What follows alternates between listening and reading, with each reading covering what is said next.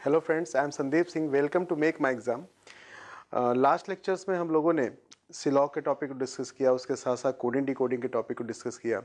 आज हम लोग जो टॉपिक डिस्कस करने जा रहे हैं उसका रीजनिंग में बहुत ही इंपॉर्टेंट रोल है आपके एसएससी के पेपर्स के लिए भी, उसके साथ साथ बैंकिंग के पेपर्स के लिए भी। ठीक है, इस टॉपिक को हम लोग बोलते हैं ब्लड रिलेशन। ठीक है, तो ब्लड रिलेशन हिंदी में इसको कहते हैं रक्त संबंध।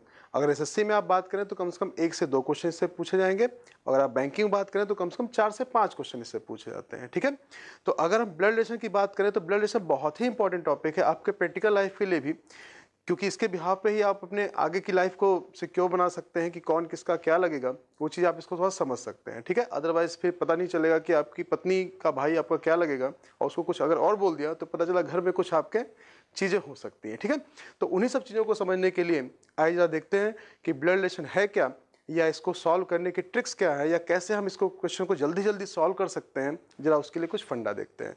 तो ब्लड रिलेशन को समझने के लिए सबसे पहले थोड़ा सा जनरेशंस का आइडिया होना बहुत ज़रूरी है। जनरेशंस क्या होती हैं, आइए जरा उसको समझते हैं।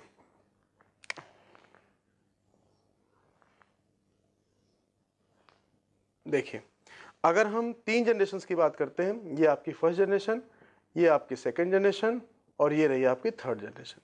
ठीक है, अगर आप फर्स्ट जनरेशन से सेकेंड जनरेशन में मूव करेंगे तो ये आपके मदर या फादर वाली जनरेशन होती है। ठीक है, अगर आप फर्स्ट जनरेशन से ही थर्ड जनरेशन की बात करेंगे तो ये आपके ग्रैंड मदर या ग्रैंड फादर की जनरेशन होती है। ठीक है, सपोज करें अगर आप सेकेंड जनरेशन पे हैं, सेकेंड जनरेशन से अगर आप थर्ड जनरेशन पे मूव करते हैं तो ये आपके मदर या फादर वाली जनरेशन होती है। और अगर आप सेकेंड जनरेशन से फर्स्ट जनरेशन में आते हैं तो ये आपके सन या डॉटर की जनरेशन होती है। बोलिए, अब सपोज दैट अगर आप थर्ड जनरेशन पे हैं, थर्ड से अगर आप सेकेंड जनरेशन में नीचे की तरफ देखते हैं तो आप कहेंगे सर ये हमारे सन या डॉटर की जनरेशन होगी। और अगर आप थर्ड जनरेशन से फर्स्ट जनरेशन पे आते हैं तो ये आपके ग्रैंड सन या ग्रैंड डॉटर की जनरेशन होगी। ठीक है, तो एक जनरेशन से दूसरी जनरेशन में क्या क्या डिफरेंसेस होते हैं, यही चीज आपको यहाँ पे बताई गई है, जिसको हम लोग क्या कहते हैं, जनरेशन गैप।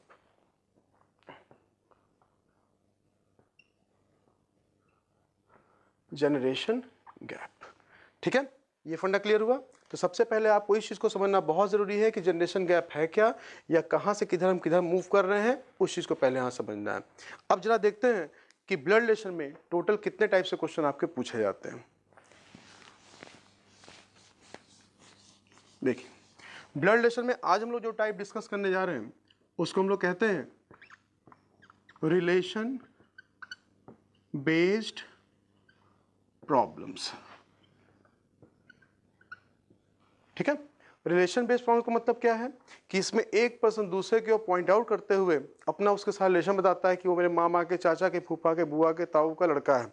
तो बताइए कि ये पर्सन उससे किस तरह से कनेक्टेड है, या दूसरा पर्सन ए से किस प्रकार से कनेक्टेड है। ठीक है, तो ऐसे क्वेश्चन को सॉल्व करने के लिए जो इंग्लिश की लैंग्वेज वहाँ पे लिखी होती है, सबसे ज़्यादा टफ टास्क वो होता है कि पहले हम किस पार्ट को पढ़े फिर हम किस पार्ट को पढ़े, क्योंकि रिलेशन वहाँ पे सारे मिक्सअप करके दिए होते हैं। तो उसी चीज़ को समझने के लिए सबसे पहले आपको जो स्टेटमेंट दिया जाता है उस स्टेटमेंट को सबसे पहले पढ़ना जरूरी है, कि पहले हम किस पार्ट को पढ़ेंगे फिर किस पार्ट को पढ़ेंगे, तब जाके क्वेश्चन को आप इजीली सॉल्व कर सकते हैं।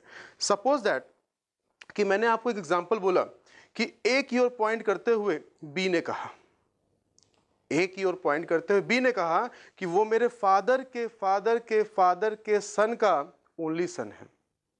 ठीक है, वह मेरे पिता के पिता के पिता के पुत्र का एकमात्र पुत्र है। अब ये तो लैंग्वेज हो गई हिंदी में, लेकिन इसी चीज को अगर हम इंग्लिश में बोलेंगे तो उसको लिखने का तरीका क्या क्या हो सकता है, आइए पहले यह समझते हैं। देखिए, पहला तरीका, इसको हम इस तरह लिख सकते हैं कि he is my father's father's father's sons only son. ठीक है, तो एक लैंग्वेज लिखने का तरीका, इसको एपॉस्ट्रोफी के साथ हम लिखते हैं, हम लोग इंग्लिश में भी पढ़ते हैं कि जब भी कभी कोई चीज़ एपॉस्ट्रोफी के साथ लिखी जाती है तो हमेशा उसको प्रोनाउंस करने का तरीका बिल्कुल ऐसा ही होता है। ठीक है, इसी को अगर हम दूसरे टर्म में लिखना चाहें तो, या ध्यान दीजिए दूसरी लैंग्वेज, इसी को हम ऐसे भी लिख सकते हैं कि he is only son of father of my father. ठीक है, दूसरी लैंग्वेज क्वेश्चन की ऐसे भी हो सकती है। इसी को हम तीसरी लैंग्वेज में कैसे लिख सकते हैं, ध्यान दीजिए, इसी को हम ऐसे भी लिख सकते हैं कि he is only son of my fathers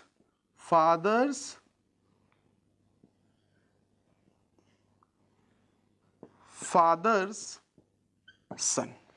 ठीक है, तो ये तीन तरीके से लैंग्वेज आपकी लिखी जा सकती है।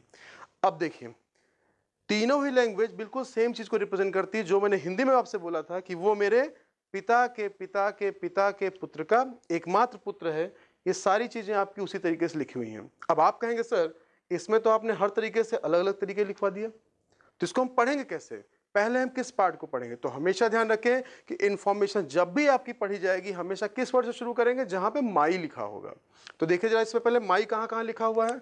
देखिए इस स्टेटमेंट में माई आपका यहां पे लिखा हुआ है, इस स्टेटमेंट में माई आपका यहां पे लिखा हुआ है, और इस स्टेटमेंट में माई आपका यहां पे लिखा हुआ है। तो अगर कभी भी क्वेश्चन में एपोस्ट्रोफी लिखा हुआ माई के बाद, तो सबसे पहले एपोस्ट्रोफी वाले पोर्शन को पढ़ेंगे, उसके बाद ही जाके हमेशा हम ऑफ वाले पोर्शन को पढ़ेंगे। ठीक है, जैसे फर्स्ट स्टेटमेंट में देखिए, क्या माई के बाद कहीं ऑफ लिखा हुआ है, नहीं, माई के आगे सारी इंफॉर्मेशन एपोस्ट्रोफी के साथ दी गई है। तो आपको कैसे पढ़ना है, सबसे पहले पढ़ेंगे मेरे फादर के फादर के फादर के सन का ओनली सन है। कहानी समझ में आ गई कि सबसे पहले आपको क्या करना है, पहले माई वाले वर्ड पे आना है, और अगर माई के आगे सारी इंफॉर्मेशन आपकी एपोस्ट्रोफी के साथ लिखी गई है तो आपको सारी इंफॉर्मेशन को एज इट इज जैसे लिखा हो बिल्कुल वैसे ही पढ़ लेना है।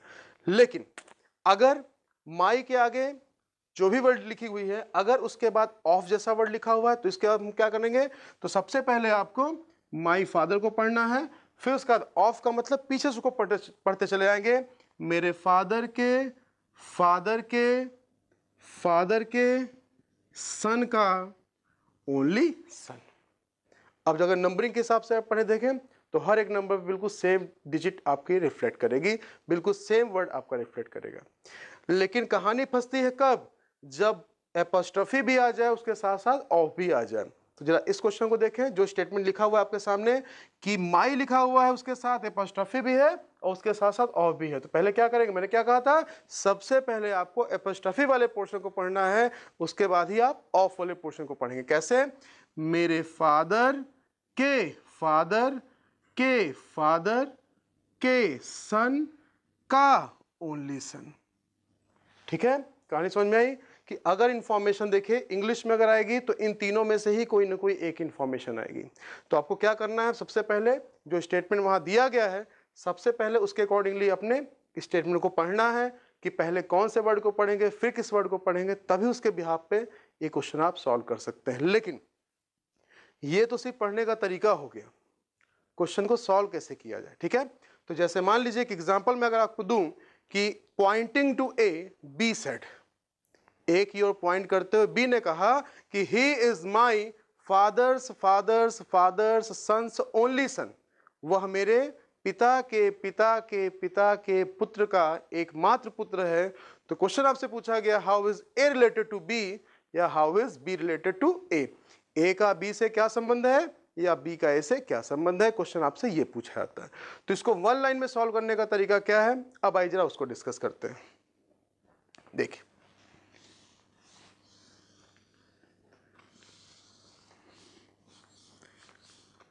इसके लिए आपको क्या करना है, इसके लिए टाइप आपके दो तरीके के इसमें केस आते हैं, जिसमें सबसे पहले केस को हम लोग क्या बोलते हैं, रिलेशन वाले में डायरेक्ट रिलेशन,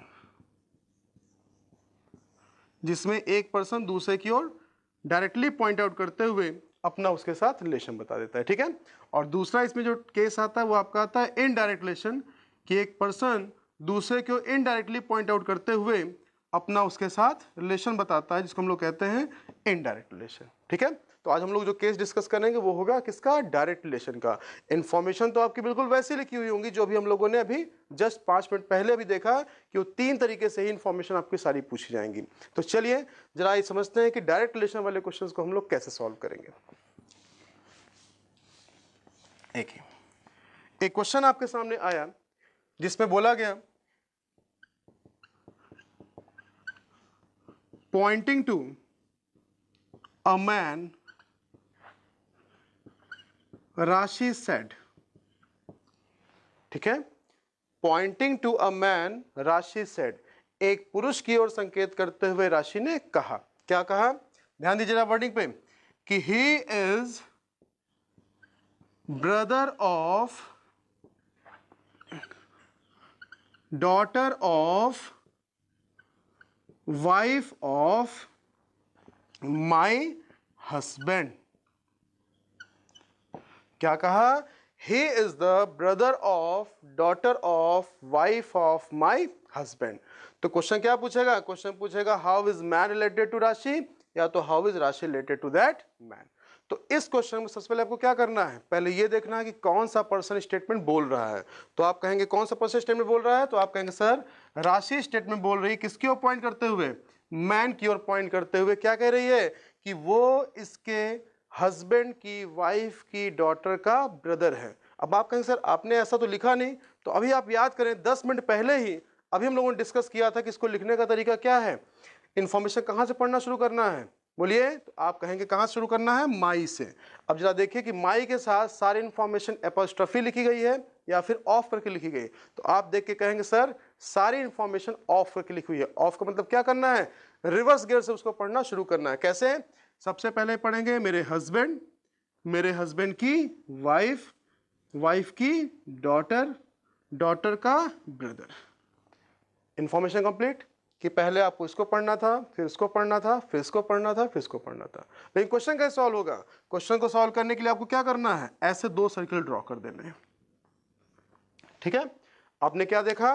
कौन स्टेटमेंट बोल रहा है? राशि। तो आपने क्या करना है? राशि को रखना है राइट साइड में।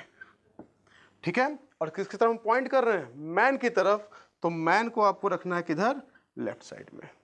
अब उसके बाद जो नंबरिंग आपने लिखी है 1 2 3 4, उसमें माई के साथ शुरू करते हुए 1 नंबर, 2 नंबर, 3 नंबर और 4 नंबर करते हुए कहां तक पहुंचेंगे? मैन तक पहुंचे। बताइए 1 नंबर पे क्या लिखा हुआ था? आप कहेंगे हस्बैंड। 2 नंबर पे क्या लिखा हुआ था? वाइफ। 3 नंबर पे क्या लिखा हुआ था? डॉटर। और 4 नंबर पे क्या लिखा हुआ था? ब्रदर। आधा क्वेश्चन आपको यही सॉल्व हो गया। अब क्या करना है? राशि की जगह अपने आप को रखें। ठीक है, क्या दिखा? राशि के हस्बैंड। अब सब कुछ अपने आप से रिलेट करिए। राशि के हस्बैंड की वाइफ, राशि कौन लगेगी? आप कहें सर खुद होगी, है ना? तो राशि के हस्बैंड की वाइफ, दैट मीन्स राशि खुद हो गई। और राशि की ही कौन है? डॉटर है। और राशि की डॉटर का ब्रदर। अगर राशि की डॉटर का ब्रदर है, दैट मीन्स ये मैन कौन हुआ? बोलिए। तो आप कहेंगे सन हुआ। तो ये किसका रिलेशन निकला? ये मैन का रिलेशन निकला। किससे? राशि से। ऑलवेज रिमेंबर, पॉइंटर जहां पे शो करता है ये इस पर्सन का रिलेशन है किसके साथ? जहां से एरो की स्टार्टिंग हुई है। अब आप कहेंगे सर अगर मान लीजिए क्वेश्चन ये पूछा कि how is Rashi related to that man, that means आपको क्या करना है? जस्ट रिवर्स कर देना है। If man is the son of Rashi, that means Rashi is the mother of that son. अगर वो पर्सन, अगर वो व्यक्ति पुत्र है किसका? राशि का, तो राशि उसकी क्या हो जाएगी? मां हो जाएगी। फंडा क्लियर हुआ? बोलिए, यहां तक ठीक है? चलिए एक एग्जांपल और सॉल्व करते हैं। आइए जरा देखते हैं।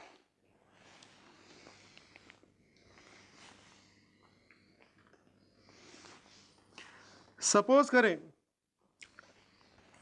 एक क्वेश्चन आपको दिया गया, एसएससी 2009 में क्वेश्चन पूछा गया था, 2009 के पेपर में, सीजीएल में। स्टेटमेंट था पॉइंटिंग टू अ मैन,